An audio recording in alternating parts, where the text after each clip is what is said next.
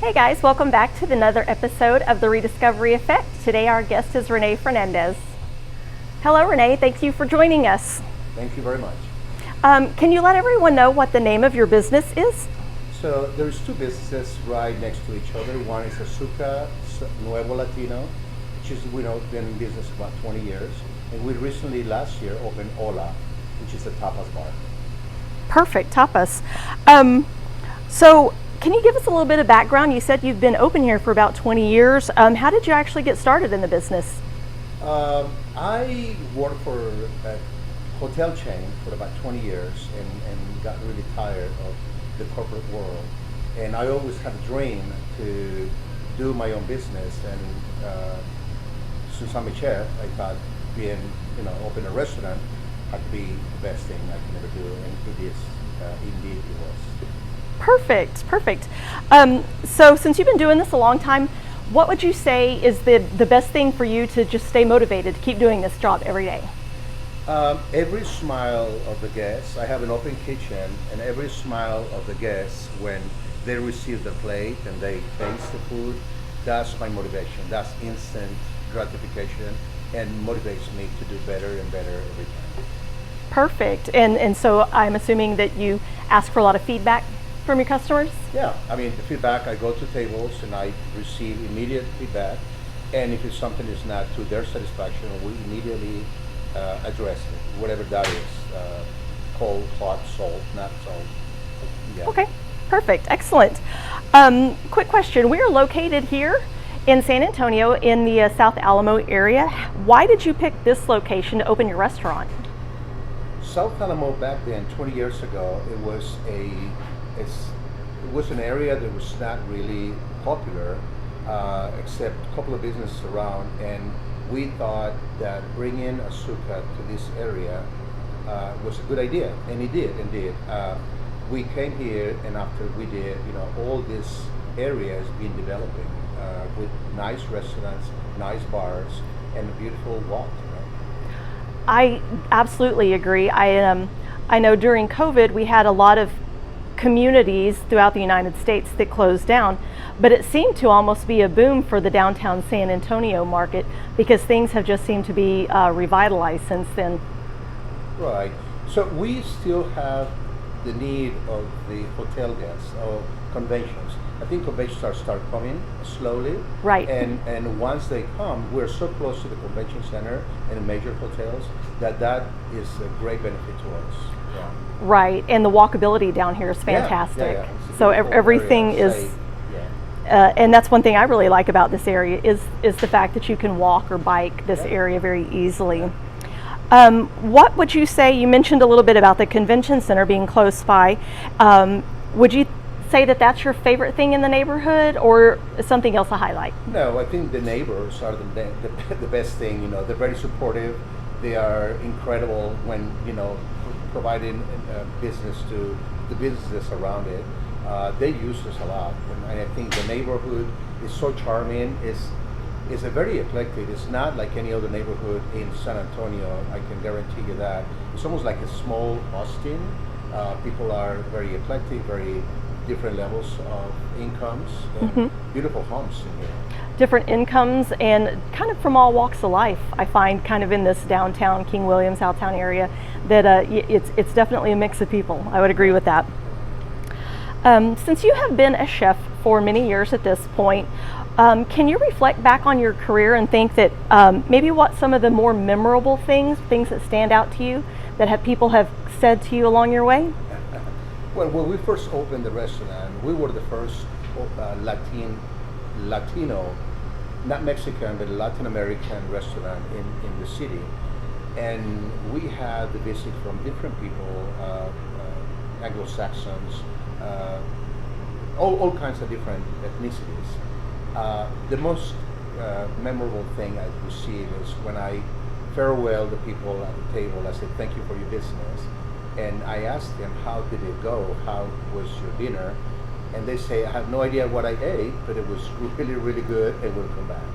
So that to me, it was a nice safety statement from my guests. Okay, and since we are in San Antonio, which is a lot of Tex-Mex food, what do you think, or as the chef, can you explain kind of what the difference in traditional Latin American food is versus what we here in Texas think of like as Tex-Mex? Right. That was a big fight, not a big fight, but it was a big learning experience in the beginning because a lot of people think Latin is Mexico or Latino food is Mexican food. We don't have Mexican food. We rather have foods from the Patagonia, Argentina, all the way to the Caribbean, Puerto Rico, Cuba, Brazil, Peru, and whatnot. Yeah. Okay, so definitely.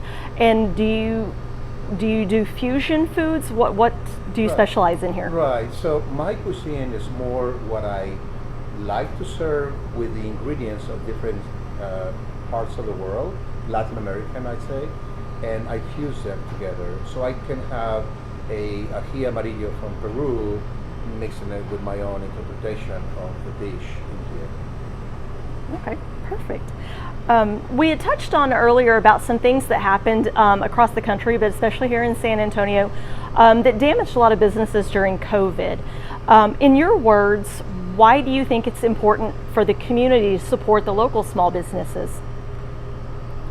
It is indeed what has been happening. I think that when we were ready to shut down because of the government mandate, they shut down.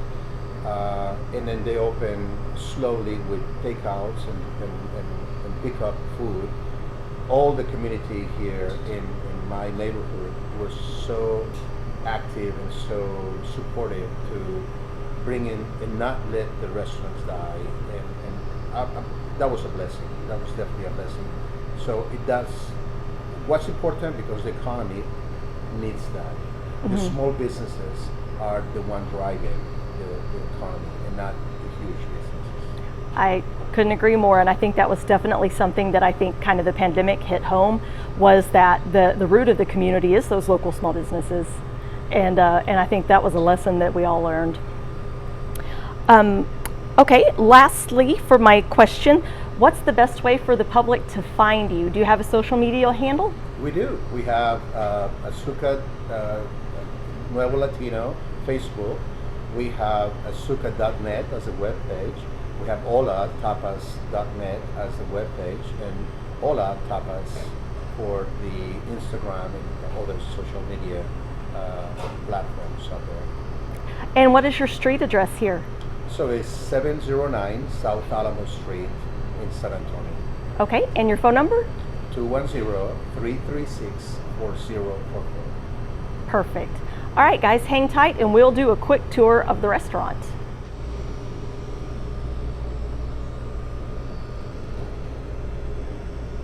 So, who did all the paintings? Different artists. This is an art district, King William, and then there's a lot of local art. There's only local artists.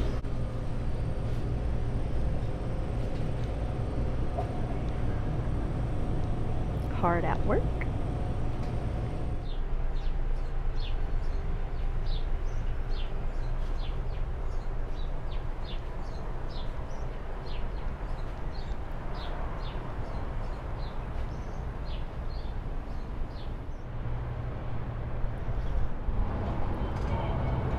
And a friend painted the octopus on the floor. Oh, cool. Yeah, like it's in the water.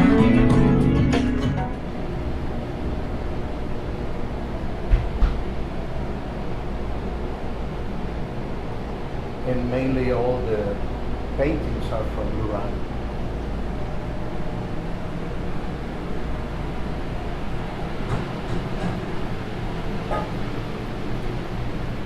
So this is the restaurant area.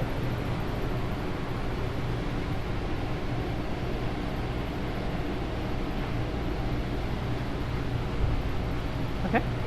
We decided to also put some nudes in here. I don't know, I don't think you can pay those, but we wanted to be a little risky on that, you know, just. Yeah, this is not a place people bring kids. Hey,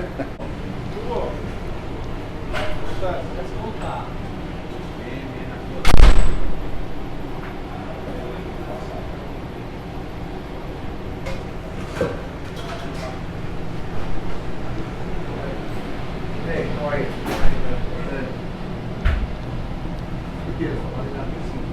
Bici está a punto de terminarse, no desayuno. No sé si hay. That wraps up today's interview with Chef Rene Fernandez of Azuca, Nuevo, Latino, and Hola, Tapas Bar.